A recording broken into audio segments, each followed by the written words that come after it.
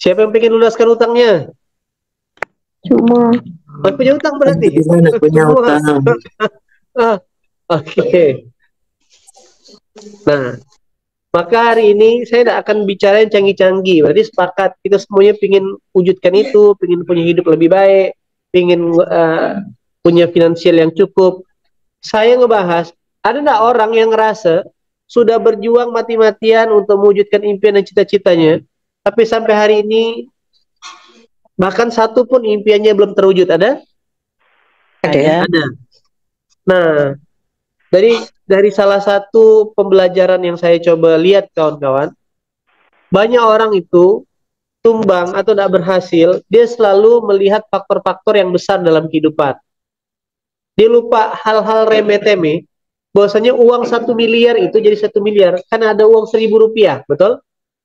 Dia lupa perjalanan 1.000 mil itu dimulai dari satu langkah kecil, betul?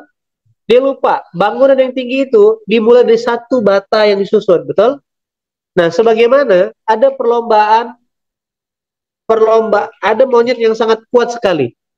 Jadi antara angin-angin, jenis angin berkompetisi itu jatuhkan monyet. Jadi ayo perlombaan para angin. Nah, angin pertama angin puting beliung, aku pasti jatuhkan monyet. Begitu angin puting beliung tuh berputar-putar, monyet itu kuat sekali melekat di pohon kelapa dan akhirnya tidak jatuh. Tuh kan tidak jatuh. Yang kedua angin tornado muter, enggak juga, tidak jatuh juga kan?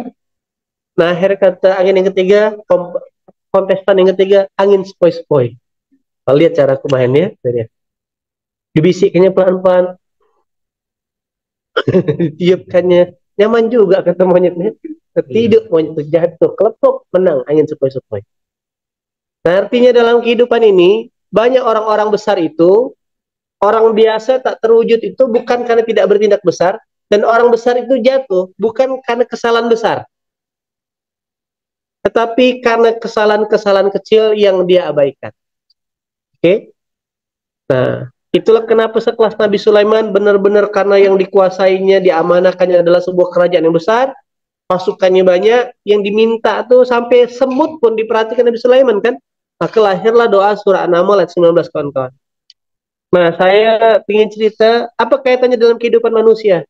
Saya yakin di depan saya ini berhusnuzon dan kawan-kawan semua sudah nonton, antum sudah kerja keras, antum sudah belajar, punya IPK yang tinggi.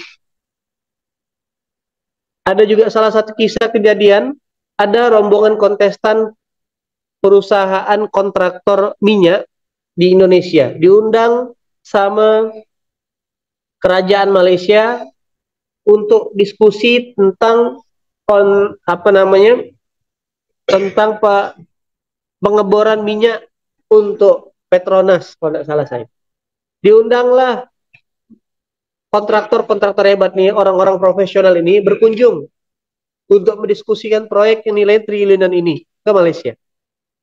Lalu datanglah ketemu pihak kerajaan Malaysia, dan di situ salah satu pangeran kerajaan, orang-orang pejabat tinggi ini ngundang ke ruangannya, ke kantor, ke rumah yang besar.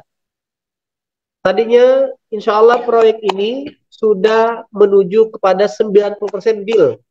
Orang-orang profesional ini mengerjakan. Begitu sampai di perusahaan tadi, sampai di ruangan, silakan masuk. Lalu biasanya orang-orang kaya itu punya kesenangan menceritakan hobinya, menceritakan prestasinya, menceritakan apa yang dia dapat.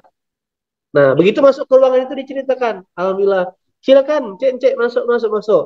Terus ada orang nyeletuk, Pak, bagus-bagus ya lukisan. Iya, saya memang suka koleksi lukisan, kata dia. Saya keliling dunia untuk bayar. Itu salah satu hobi saya. Ini arwana, ya saya juga suka piara ikan. Masuk ruangan sebelah, jadi dia kolektor. Ada Gucci. Ini Gucci juga banyak, Pak. Iya. Lalu nyeletuk seorang dari undangan yang dari Indonesia itu. Ini Gucci dari zaman dinasti Ming. Harganya sekian miliar. Ini sekian ratus juta, ini sekian ratus juta. Lalu dia nyeletuk, Pak, Gucci macam ini di Indonesia banyak, Pak. Harganya murah-murah di pasar ular Jakarta. Mirip kayak gini, langsung jatuh kena mental lah bapak tuh. Gara-gara dia ngomong, ini Gucci murah gitu loh ya. Gara-gara ngomong demikian saja, akhirnya meetingnya bad mood, diganti, dan akhirnya proyek triliun itu tidak jadi. Nah, sekali lagi, yang buat orang besar, yang membuat seseorang itu tidak berhasil, bukan karena tidak bertindak besar, melainkan karena ada hal-hal kecil yang disepelekan. Nah, Bang, bukankah siapa yang meninggalkan gigit nyamuk itu ya?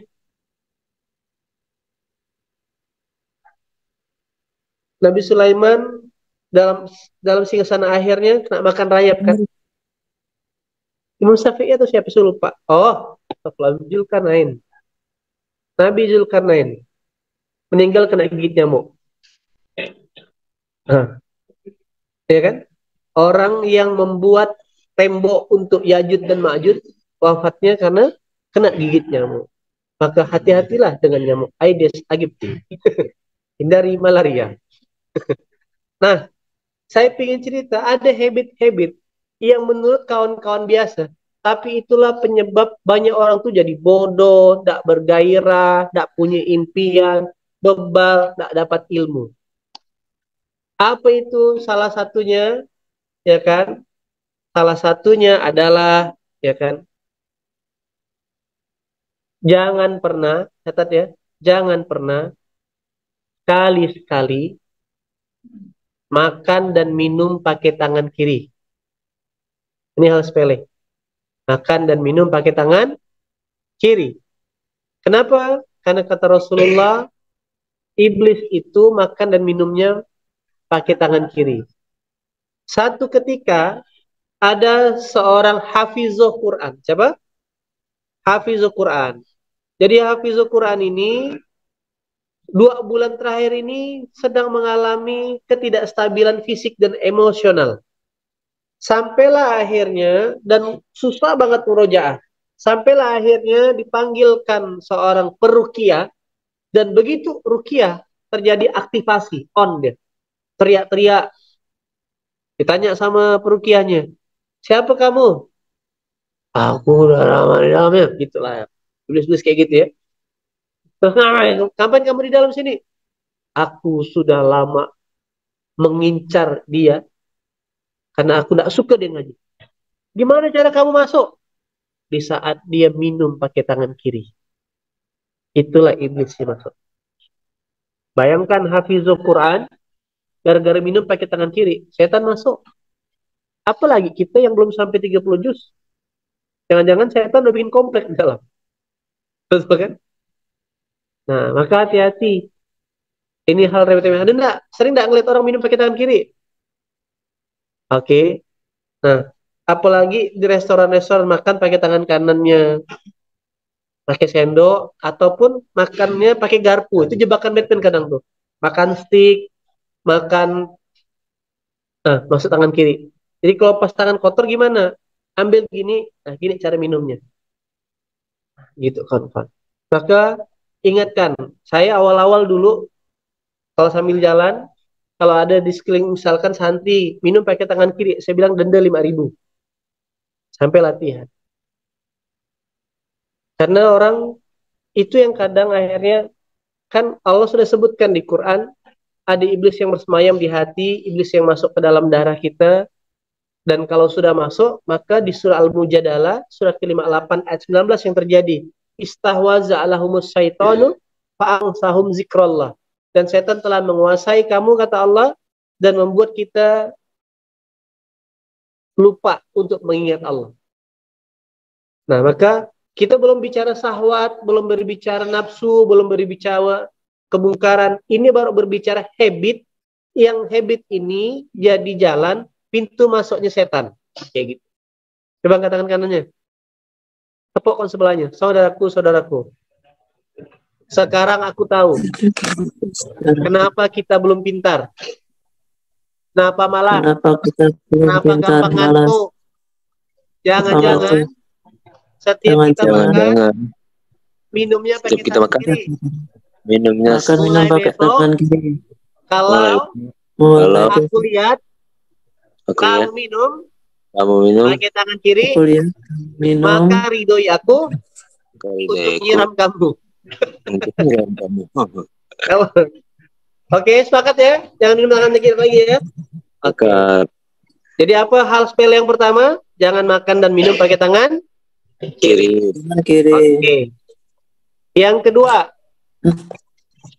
Nah, yang kedua. Biasanya kalau sudah makan dan minum, ngapain setelah itu? Alhamdulillah. Alhamdulillah, mengucapkan alhamdulillah. Oke. Alhamdulillah. Kecenderungannya kebiasaan berikutnya adalah ke kamar mandi, betul? Nah, pastikan masuk ke kamar mandi pakai kaki kiri. Nah, apa doanya? Robbi minal khubsi wal khaba'is. Masuklah ke WC pakai kaki kiri. Ya. Kenapa? Karena Rasulullah mengatakan seburuk-buruknya tempat di muka bumi ini ada dua. Satu di pasar, yang kedua di WC. Karena disitulah tempat markasnya iblis. Di pasar nama iblisnya Saleh. Apa namanya? Saleh 90%. Niatnya cuman coba. Niatnya ke hypermart cuman beli minyak goreng. Begitu ada Saleh 70%, penuh keranjang. Dan bela-belain utang dulu gitu loh kawan-kawan. Nah, jadi yang satu tadi jangan makan dan minum pakai tangan kiri. Yang kedua, masuk WC pakai kaki kiri. Nah, dan sering enggak kalau di WC justru dapat banyak ide? Nah, itulah seburuk-buruknya ide. Nah, itulah ide yang akhirnya bisa berpotensi kita meleset kawan-kawan. Nah, itu yang kedua jaga. Kalau udah keluar WC pakai kaki kanan, maka doa masuk WC sama dengan doa masuk pasar juga. Sama. Robbi a'udzubika minal khubsi wal khaba'is. Apalagi kalau bapak-bapak ajak istrinya ke mall, jangan lupa doa itu ya, Pak. Ya kan? Dan benar loh. Begitu mau masuk, saya kadang pas mau masuk pintu Mega Mall, saya bilang sama anak, oke, stop dulu, baca doa dulu. Robbi a'udzubika minal khubsi wal khaba'is.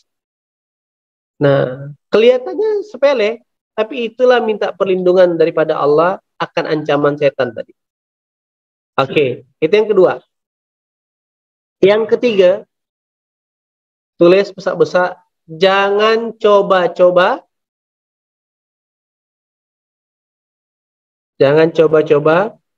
sekali-sekali tidur habis subuh. Karena Rasulullah mengatakan orang yang tidurnya habis subuh itu mewarisi kemiskinan.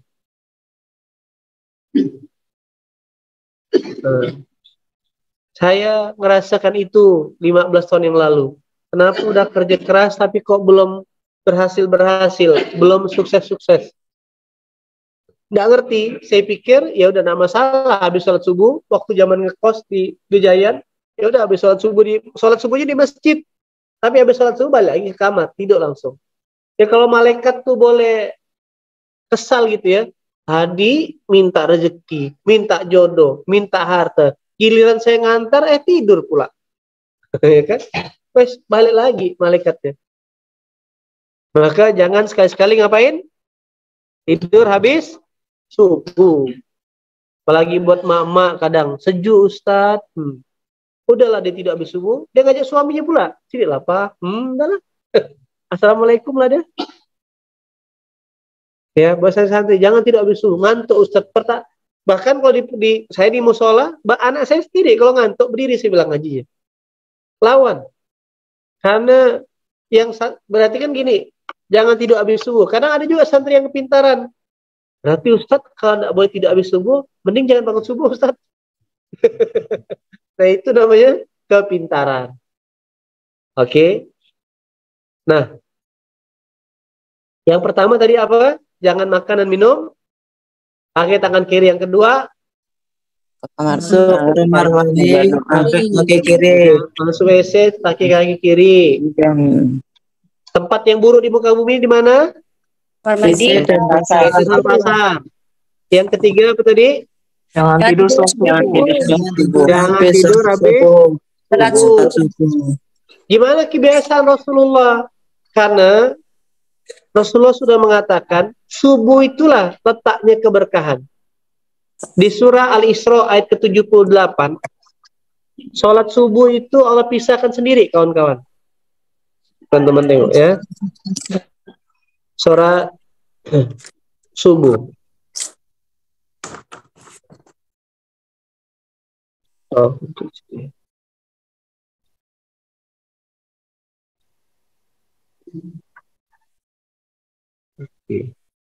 untuk infak.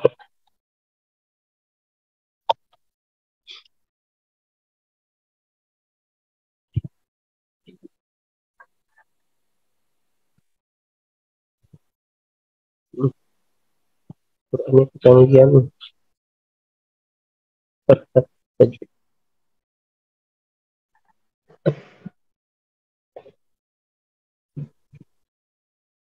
Surah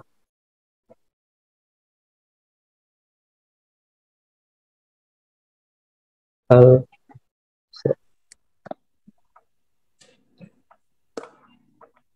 Nah, teman-teman lihat. Aqimis sholata liduluki samsi illa rasakil laili wal qur'an al fajri inna qur'an al fajri kana masyhuda. Laksanakanlah sholat, kata Allah, ya kan, sejak matahari tergelincir sampai gelapnya malam. Jadi beberapa kali saya pernah di prospek di aliran sesat yang mengatakan sholat itu tidak ada 5 waktu. Sholat yang jelas tuh perkataannya cuma sholat malam. Ya ayyuhal muzammil qumil laila illa qalila. Nah, tidak ada sholat zuhur sampai itu. Karena dia baca Qur'annya dengan textbook. Nah, di ayat ini kalau untuk paham, inilah perintah Allah sejak matahari tergelincir sampai malam. Itu ada zuhur, asar, maghrib, dan isya. Lalu sampaikan wa Qur'anal fajri, dan laksanakanlah pula sholat subuh. Aneh kan? Sholat subuhnya dipisahkan. Pakai diksi sendiri. Kenapa? Allah menegaskan inna Qur'anal fajr kana masyhuda. Sungguh sholat subuh itu disaksikan para malaikat. Jadi kalau kita mau merubah tentang kualitas kehidupan, berprestasilah di waktu subuh. Sholatnya digas, Qur'annya dimatangkan. Jangan lupa kunci dengan sedekah subuh. Coba deh praktekkan. Kalau Allah sudah sampaikan di surah Fatir ayat 29, innal ladzina yatluna kitaballahi wa aqamus shalah wa anfiqu mimma razaqnahum sirran wa alaniyah, orang-orang yang baca Quran, orang-orang yang sholat, orang-orang yang bersedekah diam-diam terang-terangan, yarjuna tijaratan lan tabur, mengharapkan perniagaan tidak rugi. Praktekkan itu di subuh hari. Coba antum lihat nanti efeknya. Dan saya ngerasakan begitu saya mulai memperbaiki subuh, Allah perbaiki juga kehidupan. Kami juga udah sholat subuh di sini, Ustadz. Maka ada dua, ada yang sholat subuhnya terpaksa, ya kan, karena sini aktivitas pondok. Ada yang benar-benar subuh itu sesuatu yang mau diperjuangkan dia, yang dikejar dia. Saya punya kebiasaan biasanya mandinya sebelum subuh. Nah, ini karena kebetulan tadi buru-buru kesini, belum sempat beraktivitas. Jadi buat santri, rekomendasi coba deh praktek. Antum kayak gini ya, kalau ketemu pejabat, kita perform lah kira-kira. Ganteng-ganteng, rapi-rapi, wangi-wangi lah kira-kira. Ya kan? Kalau ketemu artis, coba misalkan, nanti pagi akan ada artis yang datang ke masjid kita, ke Pondok IT. Ada Bang Atta Halilintar, ada Raffi Ahmad, antum ganteng-ganteng lah kira-kira. Ada Pevita Pierce, ganteng-ganteng lah antum kira-kira. Wow. Ya kan, langsung pakai minyak rambut semua. Nggak ada yang busuk-busuk macam ini. Ya kan? Semuanya baju baru. Semuanya tiba-tiba mendadak ganteng. Nah, yang kita datangi subuh hari itu bukan lagi artis, pejabat, tapi yang punya dunia dan semesta ini. Harusnya jauh lebih ganteng. Nah, maka saya biasakan sekarang udah pakai kemeja rapi, udah pakai jas subuh. Nah, kalau sudah begitu, yang kedua, jangan tidur habis subuh. KO kawan-kawan. Tapi kalau mau ngetes, boleh. Nanti ada kelompok yang tidur habis subuh, ada kelompok yang tidak bangun subuh, ada kelompok yang tetap perform di subuh. Kita lihat setahun ke depan jadi apa. Mau nggak? Kita bikin kelompok demikian. Gimana konsepnya? Ya kan? Nah, pasti. Yang ketiga apa jadi tadi? Jangan Tidur setelah subuh. tidur setelah subuh. Lalu kebiasaan yang keempat, jangan keluar rumah saat maghrib. Jangan keluar rumah saat maghrib. Nah, ini sepele. Kalau dulu zaman-zaman kita di kampung-kampung, zaman saya masih kecil SD rumah nenek, itu jam 5:30 tuh udah diteriakin, naik! Jendela-jendela dikunci. Kenapa? Karena saat maghrib itulah saatnya pergantian waktu. Di saatnya kita sudah menjelang sore, di dimensinya iblis, dimensinya jin, itu justru pagi bagi mereka. Nah, oke. Nah, itu yang kadang belief, percaya nggak percaya, ngeliat anak kecil, misalkan habis dibawa maghrib, malamnya susah tidur, nangis, kayak gitu kawan-kawan ya. Itu menunjukkan indikator jinnya nyata, ada kayak gitu ya. Lalu gimana jin, godaan jin, serangan jin untuk orang-orang seumuran kita? Itulah tadi, malas, otaknya mengarah kepada kemaksiat. Oke. Nah, ini 4 kebiasaan biasa, sepele, ya kan? Tapi banyak yang membuat orang babak belur. Lanjut yang kelima, jangan kencing berdiri. Jangan kencing berdiri, apalagi berlari. Jangan kencing berdiri. Nah, karena Rasulullah Nabi kita tidak pernah mencontohkan kencing berdiri. Secara medis pun kencing berdiri itu hendak total turunnya air seni bagi laki-laki terutama. Dan buat bagi yang sayang suami, itulah yang membuat laki-laki punya kecenderungan tidak di titik maksimalnya. Nah, gitu ya. Silakan terjemahkan masing-masing buat yang sudah berumah tangga. Kadang-kadang kencing berdiri tuh. Oh, macam ngerti lah dia. Oh gitu. Oh, amin, amin. Tanyakan Bang Amin bagaimana caranya. Nah, saya contohkan lah gimana yang benar. Kayak gini dia, kawan-kawan. Kayak gini. Begini dia, jatuh barang tuh. Oke. Nah, maka hari ini kasihan banyak toilet-toilet duduk itu yang akhirnya. Nah, maka masjid kita harus ada, kalaupun toilet duduk solusi buat orang yang obesitas, yang berat, yang karena asam urat, kolesterol tak bisa duduk. Tapi pastikan toiletnya toilet jongkok. Maka kalau antum ke Ismu ya toiletnya jongkok. Yang mana? Nah, kayak gitu. Karena gini ya, jangan kepedean mentang-mentang kita sholat, mentang-mentang kita udah ngaji, lalu kok doa kita ndak ke langit, udahlah wudhunya asal, ndak total. Lalu badannya masih melekat najis, sisa najis, mana doanya tembus ke langit? Coba ya kita lihat ya. Makanya apa namanya, wala talbisul haqqa bil batili wa taktumul haqqa wa antum ta'lamun, enggak bisa dicampur antara kebaikan dan keburukan, enggak bisa dicampur antara minyak sama air. Nah, ini fenomena zaman sekarang. Pacaran sama cewek. Oke. Kalau pacaran, satu poin maksiatnya. Ini bukan pacaran lagi, maksiat. Udah punya pasangan, selingkuh sama orang lain. Makan ke restoran yang ada babinya, ada angkiunya, ada restoran yang kandungan haramnya, maksudnya. Bayar makanannya pakai kartu kredit riba. Udahlah dekat di zina, makan makanan haram, bayar pakai riba pula, betul? Lalu dia selesai makan kencing berdiri masih netes, habis itu yang terjadi pulang ke rumah, sholat. Seolah-olah itu tetap bisa. Sekarang iblis zina, iblis perselingkuhan itu bukan hanya di luar sana, di lingkungan orang-orang yang sedang semangat ngaji, balik ke Allah juga banyak gitu loh kan. Gimana doanya mau dikabulkan sama Allah? Nah, maka buat laki-laki jangan lagi kencingnya berdiri. Kan sedikit Ustadz, apalagi kita lihat datang ke mall, publik area, pasti toiletnya toilet berdiri semua kan. Nah, sabar-sabar nanti ya dulu. Jadi jangan-jangan, bukan karena kita tidak ngaji, bukan karena kita tidak puasa, bukan karena kita tidak bangun malam, kita kalah di hal-hal remeh-temeh gini. Dosa-dosa kecil, terakumulasi berhari-hari, berbulan-bulan, bertahun-tahun, itulah jadi dosa besar. Emang enggak? Nah, jadi antum, kita-kita semuanya, termasuk saya pribadi, jangan kepedean mentang-mentang kita sudah di lingkungan pondok, ngaji setiap subuh, lalu kita merasa kita sudah banyak dapat pahala. Maka acuannya sederhana.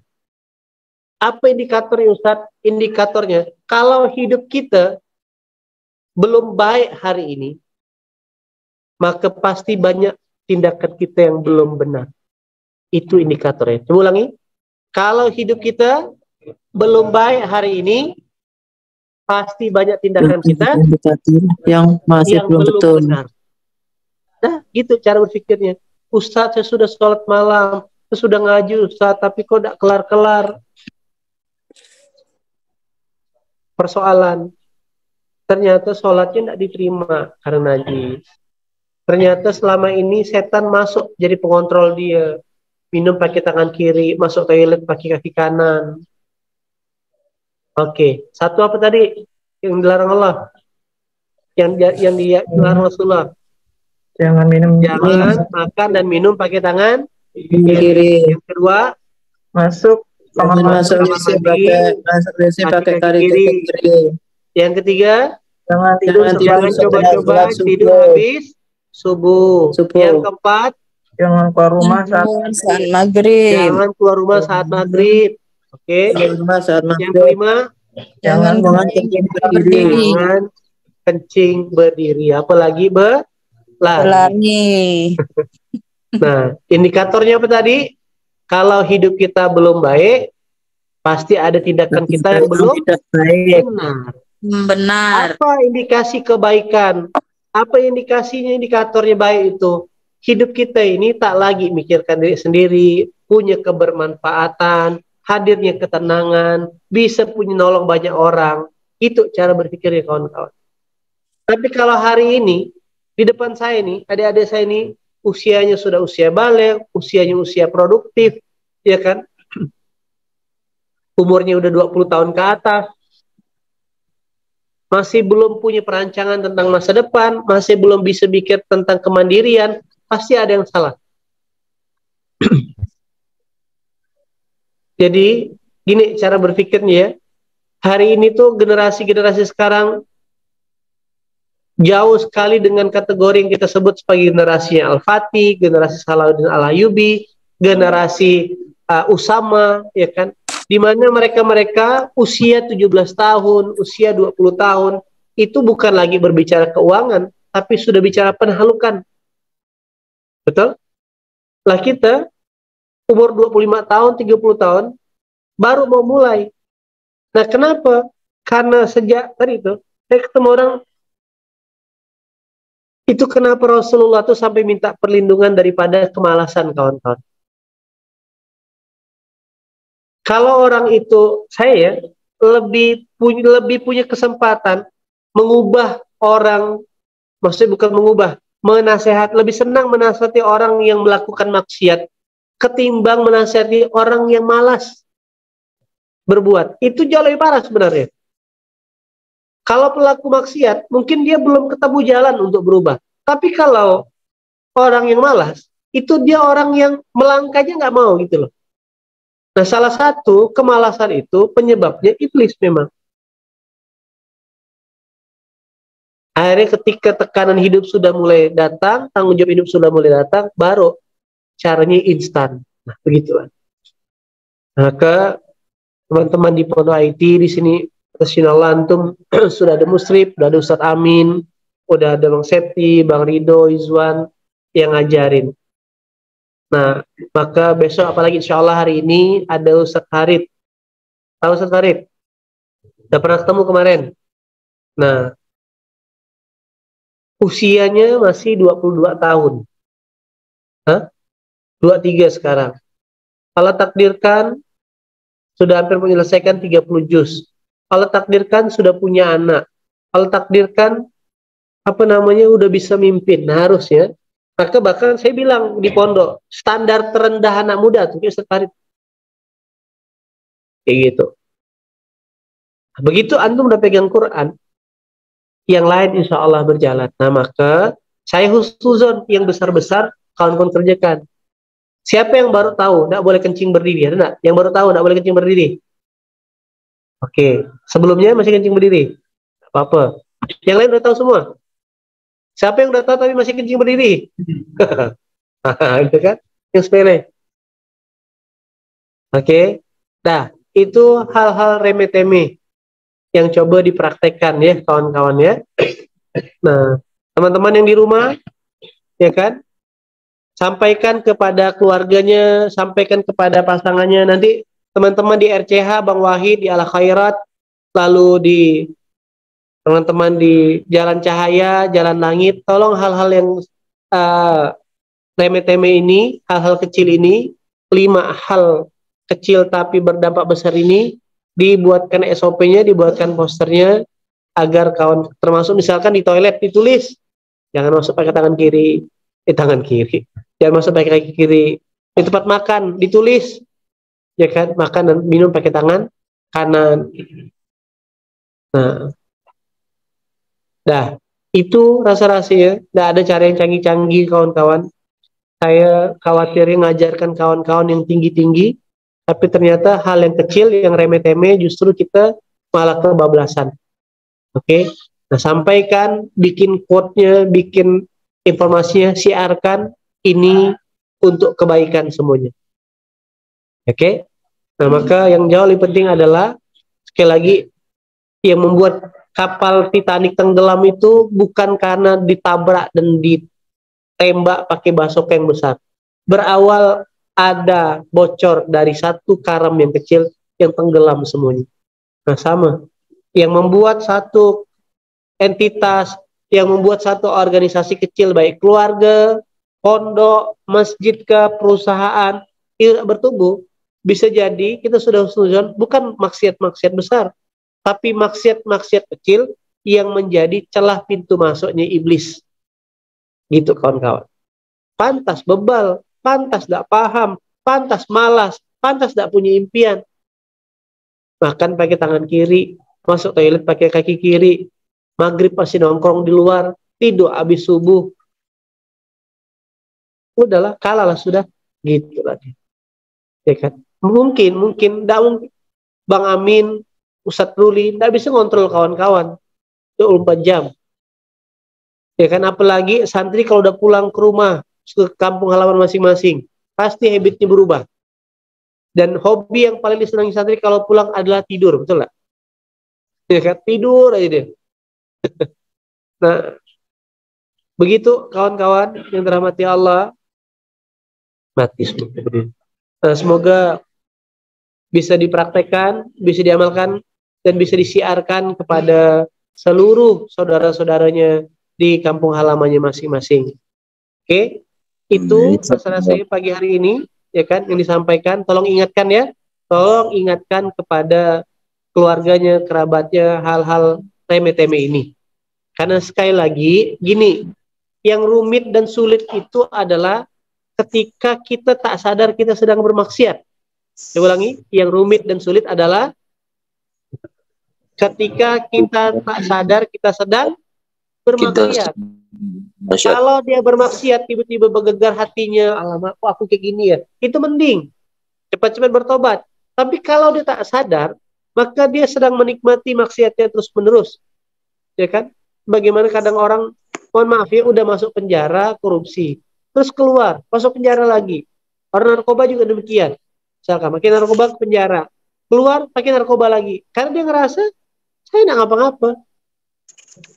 Begitulah kawan-kawan. Maka sekali lagi indikatornya adalah kalau hidup kita belum baik, pasti ada tindakan belum benar. Nah, dikatakan hidup sudah baik itu hadirnya ketenangan dan kebermanfaatan. Oke, itu dia. Mari kita tutup seluruh pintu masuk setan, pintu masuk iblis yang sekecil-kecilnya ini, biar kita tidak dalam penguasaannya. Nah, Itu yang bisa disampaikan. Semoga bermanfaat. Mohon doanya.